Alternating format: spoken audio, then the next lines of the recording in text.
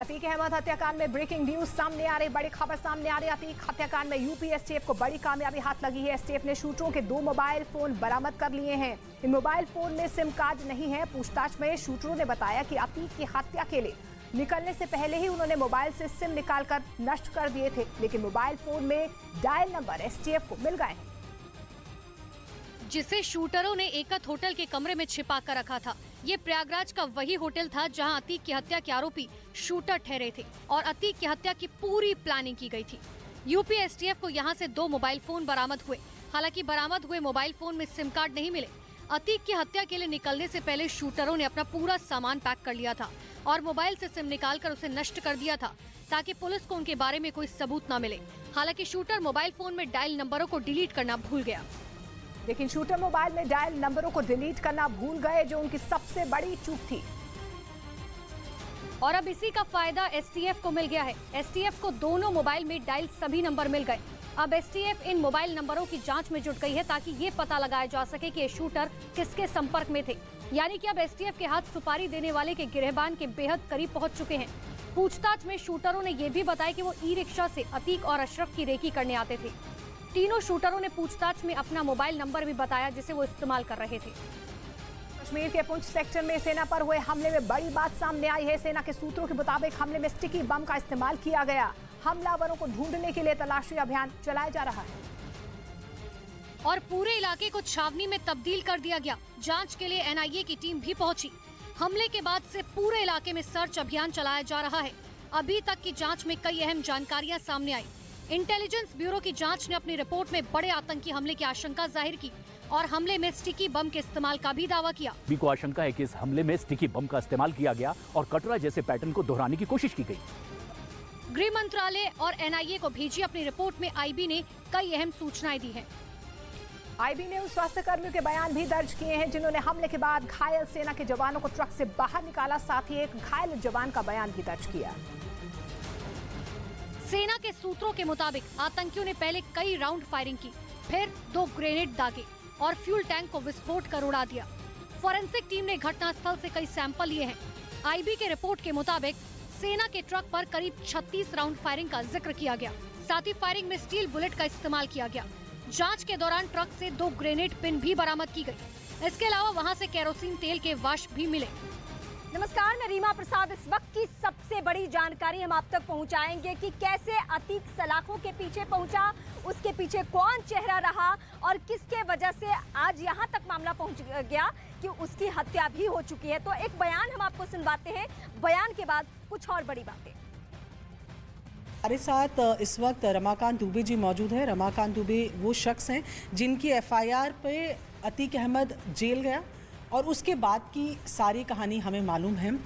रमाकांत जी, मेरा पहला सवाल ये है, अब अतीक अहमद नहीं है, अशरफ नहीं है, असद नहीं है, आप लोगों के लिए ये साई ऑफ रिलीफ जिसे कहा जाता है वो है, ये शांति है या तूफान से पहले की शांति है? नहीं मैडम, शांति तो नहीं कह सकते हम, क्योंकि गैंग लंबा है।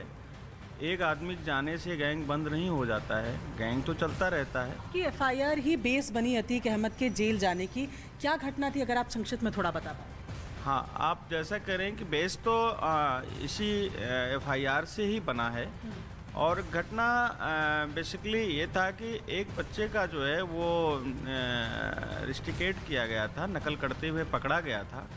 फिर उस बच्चे को जो है बच्चे ने जो है हमारे टीचर को मारा था। उस पे एक एफआईआर टीचर की तरफ से 2 स्टूडेंट के खिलाफ हुआ था। उसी बेस को लेकर के अतीक अहमद जो है हमारे संस्थान में आए थे कि इनका एफआईआर, पहला तो उनका था कि एफआईआर ख़त्म कराओ, दूसरा था इन बच्चों का निलंबन ख़त्म कराओ। ऐसे क्या हालात बने कि आपको इन सब के खिलाफ फिर एफआईआर करनी पड़ी? अब मैडम, हमारे संस्थान में आकर के उन्होंने मारपीट कर रहे हैं, तोड़फोड़ कर रहे हैं, जो मिल रहा है उनको मार रहे हैं, तो हमारे तो मजबूरी है ना कि हम प्रशासन के शरण में जाएंगे। नहीं, हम प्रशासन के शरण में नहीं जाएंगे तो फिर वो तो फिर उनके मनोबल बढ़ेगा। जेल चले गए, उसके बाद भी धमकियों का सिलसिला रुका कि नहीं?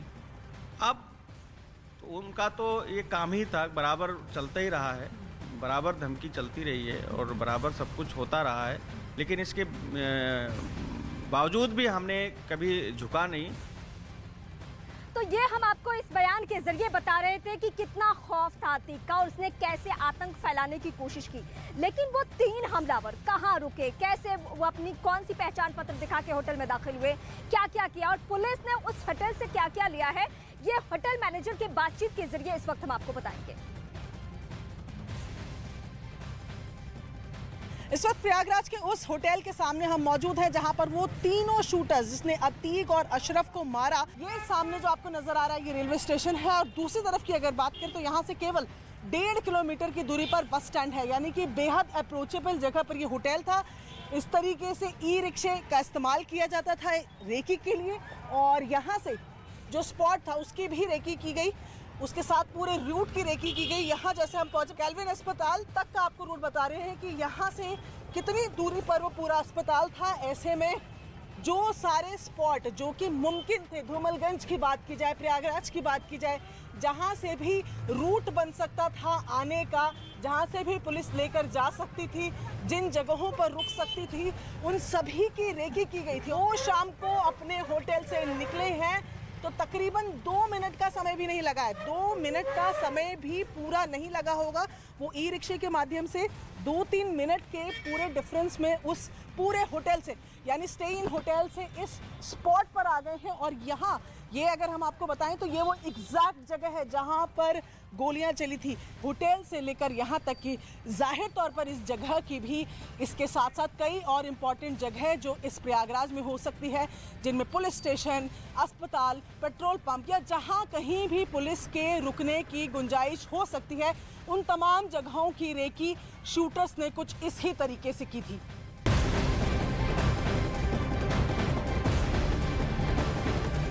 देश की ये सबसे बड़ी खबर समानांतर चल रही है, यानी एक तरफ 3 हमलावरों से पूछताछ और दूसरी ओर गुड्डू मुस्लिम और शाइस्ता से जुड़ी हुई जानकारियां पुलिस की टीम इकट्ठा कर रही है। अब एक और ऐसे शख्स की गिरफ्तारी हो चुकी है जिसके निशानदेही पर शाइस्ता परवीन की जो जांच प्रक्रिया है उससे जुड़े हुए तार खंगाले जा रहे हैं कि वो कहां छिपी हुई हो सकती है। लेकिन एक और बड़ी जानकारी, वो बड़ी जानकारी ये है कि जिन 3 हमलावरों की चर्चा हम कर रहे हैं, जिन 3 हमलावरों के बारे में आपको बता रहे हैं, वो 3 नहीं थे बल्कि वो 5 थे। वो 2 ऐसे शख्स थे जिन्होंने 2 ने मिलकर 3 को सपोर्ट किया, कहाँ रहना है, कहाँ रेकी करनी है, कैसे जाना है, कैसे हथियारों का इस्तेमाल करना है, उनके रहने खाने सबका बंदोबस्त उन्होंने ही किया।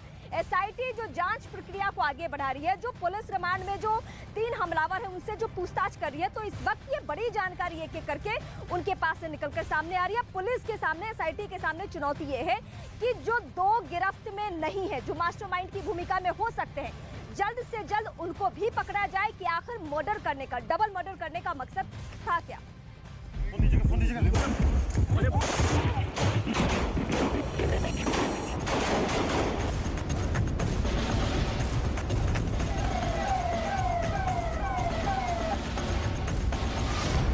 अतीक हत्याकांड में 5 शूटर की चोरी।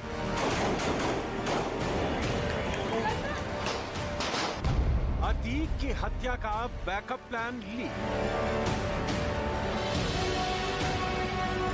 अतीक के मर्डर का फुल प्रूफ प्लान बेनकाब।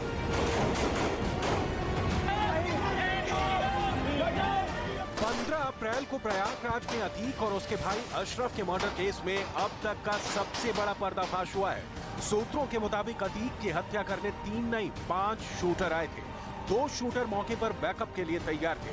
शूटआउट के बाद फरार हो गए 2 शूटर। बाकी 2 शूटर 3 शूटर की मदद के लिए पहुंचे थे। बाकी 2 शूटर तीनों शूटरों की मदद के लिए पहुंचे थे। वो लगातार तीनों शूटरों को निर्देश दे रहे थे। हालांकि इनकी तस्वीरें किसी कैमरे में नहीं आई। अब एसआईटी इन 2 शूटरों की तलाश कर रही है। बातें सामने आई हैं कि ये दोनों जो मददगार थे, इन्होंने इन तीनों शूटर्स को हर एक चीज बताई जो इस पूरे मसले से जुड़ी हुई थी, जिसके बाद इस बड़े हत्याकांड को अंजाम दिया गया। ये तीनों जो शूटर्स थे, इनको ये मददगार लगातार उस वक्त वारदात के दौरान सभी इंस्ट्रक्शन दे रहे थे और उन्हीं के कहने पर इन तीनों शूटर्स ने सटीक तरीके से वारदात को अंजाम दिया। तो अब इस मामले में 5 लोग ऐसे हैं जो रडार पर हैं। ये तीनों शूटर्स के वो 2 दोस्तों की खोज लगातार एसआईटी और एसटीएफ कर रही है। दावा किया जा रहा है कि पुलिस को जांच के दौरान बाकी 2 शूटर के मौके पर होने के भी सबूत मिले हैं। बताया गया कि इन 2 शूटरों में से एक तो प्रयागराज का ही रहने वाला है, जिसने बाकी शूटरों को प्रयागराज में होटल के कमरे दिलाने में मदद की। प्रयागराज रेलवे स्टेशन के पास बने इस स्टे इन होटल के ही कमरा नंबर 203 में रुके थे शूटर। इस होटल के अंदर हमारी मौजूदगी है और ये कमरा नंबर 203 जहां पर शूटर जो है वो रुके थे। ये 13 अप्रैल की रात 8:30 बजे यहाँ पर पहुंचे। इन्होंने होटल के रजिस्टर में एंट्री कराई और इस कमरे में ही ये तीनों शूटर साथ में रुकते थे। खास बात ये थी कि रेकी करने के लिए एक एक करके ये तमाम जो हथियारे हैं वो जाते थे। एक जाता था तो 2 यहाँ कमरे के अंदर ही रुकते थे और इसी कमरे में इन्होंने हथियार भी रखे हुए थे। ये लोग बताया जा रहा है कि रिक्शे से जाते थे और कभी भी एक साथ नजर नहीं आते थे ताकि किसी को शक ना हो। साथ ही अतीक और अशरफ की रेकी करने में भी पूरी मदद की। अब दावा है कि इन 2 मददगारों ने 3 शूटर को अस्पताल के बाहर रहते हुए अतीक की पल पल की लोकेशन मुहैया कराई, जिसके बाद 15 अप्रैल को अतीक और अशरफ की हत्या कर दी गई, जिसका वीडियो मीडिया के कैमरे में रिकॉर्ड हुआ। इस वीडियो में 3 शूटर भी दिखाई दिए, जिन्हें पुलिस ने गिरफ्तार कर लिया। हालांकि बाकी 2 शूटरों की ना ही तस्वीर सामने आई और ना ही उन्हें पकड़ा जा सका। अब पुलिस इन्हीं 2 शूटरों की तलाश कर रही है।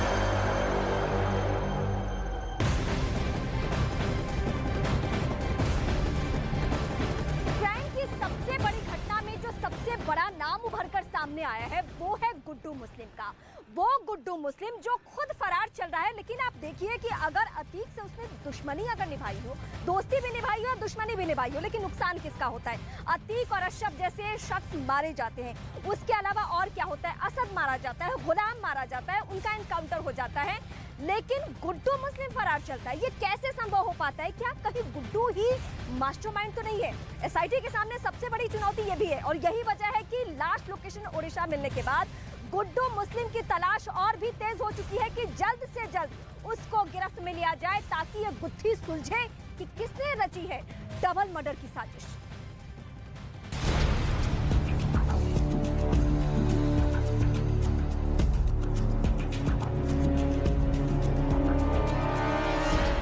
गुड्डू मुस्लिम की मिली लास्ट लोकेशन।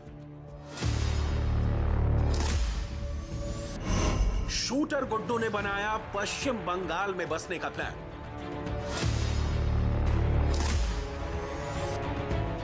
कौन बेच रहा है गुड्डू मुस्लिम का नाम? उमेश पाल हत्याकांड में मोस्ट वांटेड गुड्डू मुस्लिम बहुत डरा हुआ है। उसे डर है कि यूपी एसटीएफ कहीं उसका एनकाउंटर न कर दे और यूपी एसटीएफ के एनकाउंटर से बचने के लिए वो पश्चिम बंगाल को सबसे सुरक्षित ठिकाना मान रहा है। पुलिस सूत्रों के मुताबिक वो पश्चिम बंगाल में चोरी करने की कोशिश कर रहा है ताकि पश्चिम बंगाल की पुलिस उसके खिलाफ चोरी का केस दर्ज करे। इसके लिए वो कई बार छोटा राजन गैंग की भी मदद ले चुका है।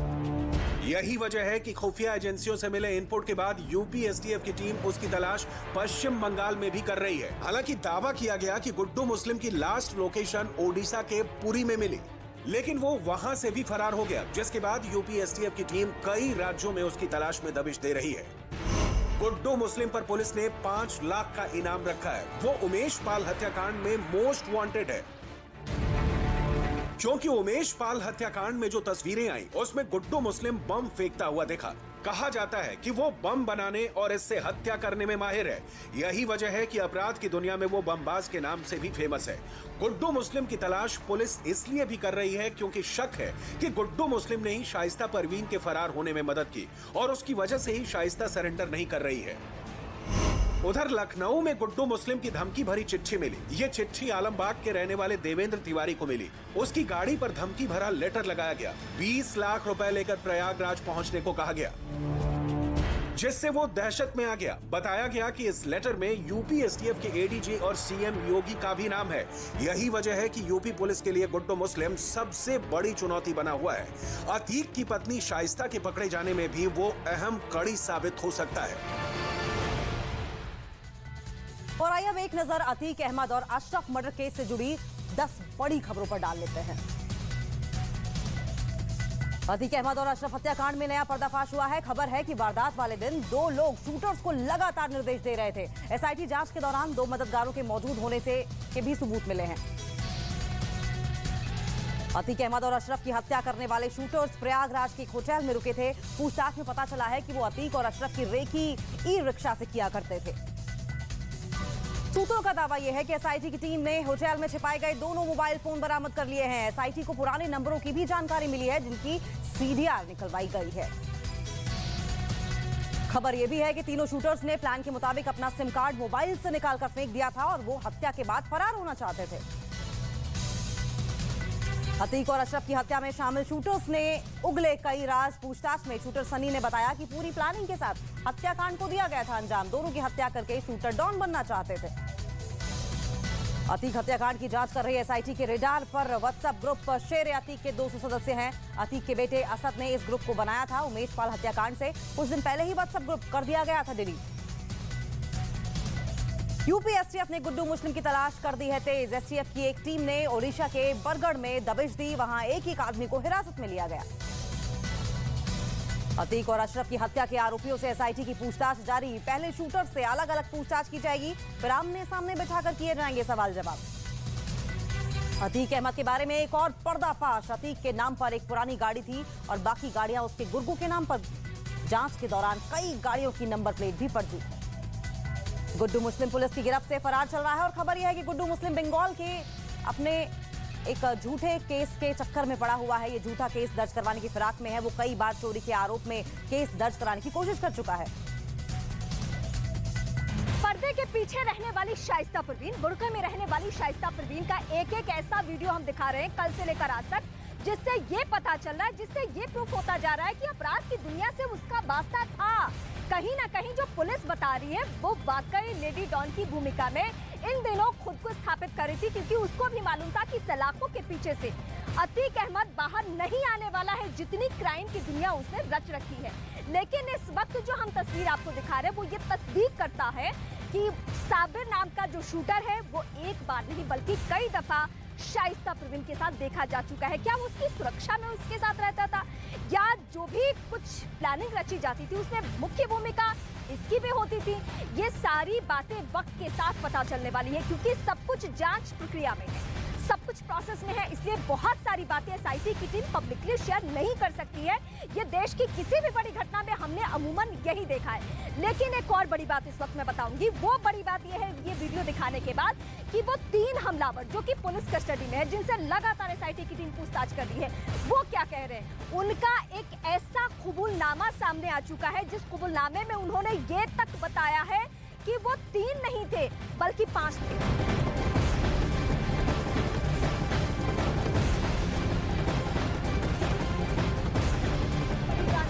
घटनाक्रम से जुड़ी हुई हम आपको बताएंगे। सबसे बड़ी खबर इस वक्त,